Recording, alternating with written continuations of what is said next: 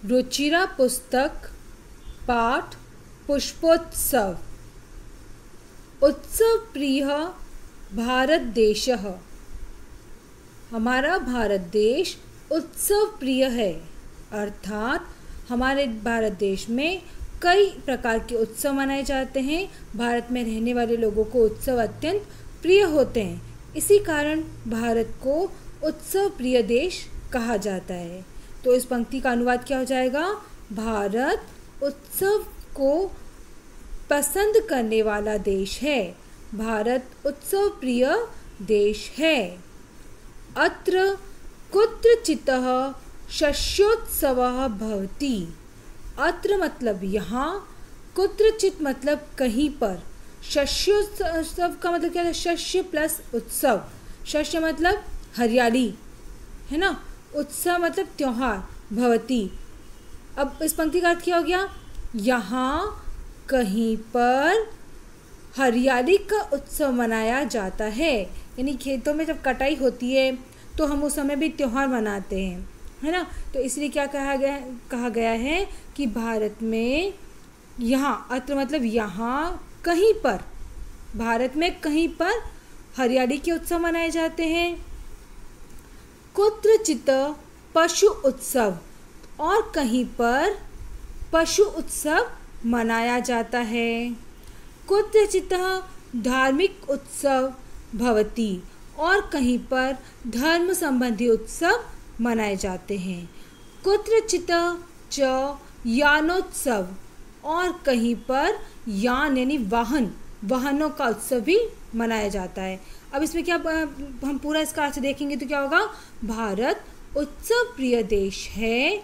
यहाँ कहीं पर हरियाली का उत्सव मनाया जाता है, कहीं पर पशुओं का उत्सव मनाया जाता है, कहीं पर धार्मिक उत्सव होता है, तो कहीं पर वाहनों का उत्सव होता है।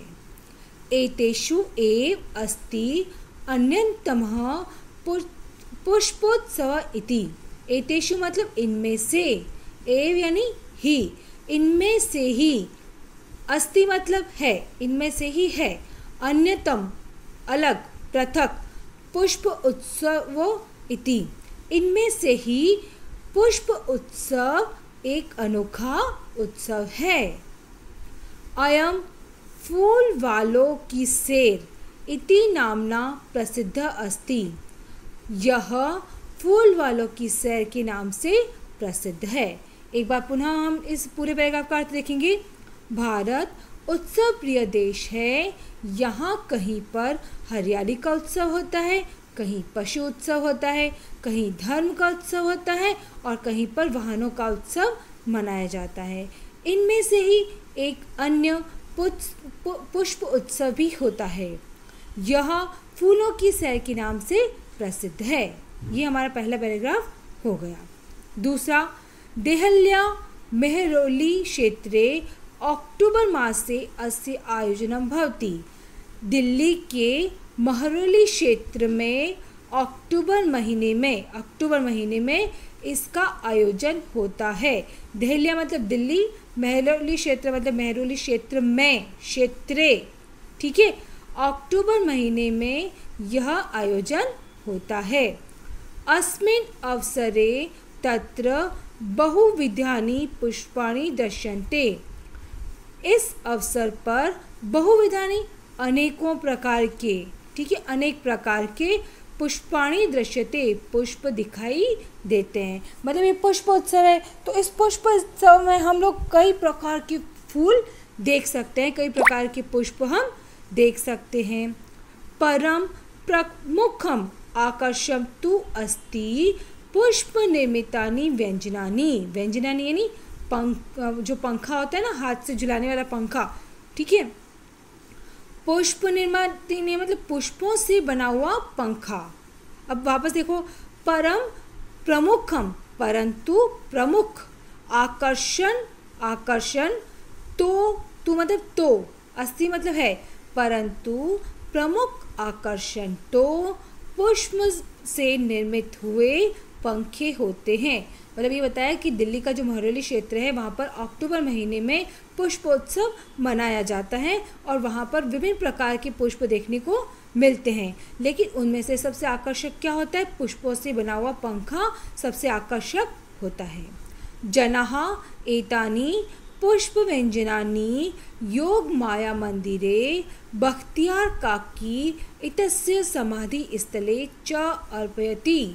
अब ये क्या बताया? जनाः मतलब लोग, ये पुष्प व्यंजनानि यानी लोग हैं, वो पुष्पों से निर्मित पंखे योग माया के मंदिर में और बख्तियार काकी के समाधि स्थल पर अर्पित करते हैं यानी चढ़ाते हैं। अब ये पुष्पों से निर्मित पंखों का क्या उपयोग होता है?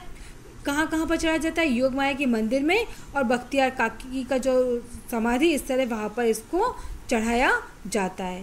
केचन पाटल पुष्पे निर्मितानि केचन कनिकानि पुष्पे अन्ये जपा पुष्पे अपरे मल्लिका पुष्पे इतरे च गेंदे पुष्पा निर्मितानि व्यंजनानि नयति।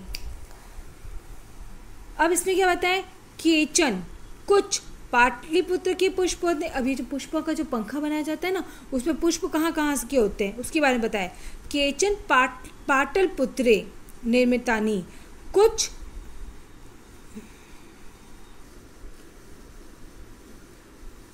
अब इसमें क्या बताया गया है?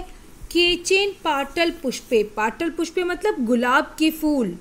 अब ये जो पंखे होते हैं इनमें कुछ गुलाब के फूलों से निर्मित होते हैं, कुछ कर्णिका पुष्पे, कर्णिका मतलब कनेर के फूल होते हैं, अन्य जपा पुष्पे, जपा कुसुमे का मतलब क्या होता है? गुड़हल के फूल, गुड़हल के होते हैं जो चाइना रोज जिसे हम बोलते हैं।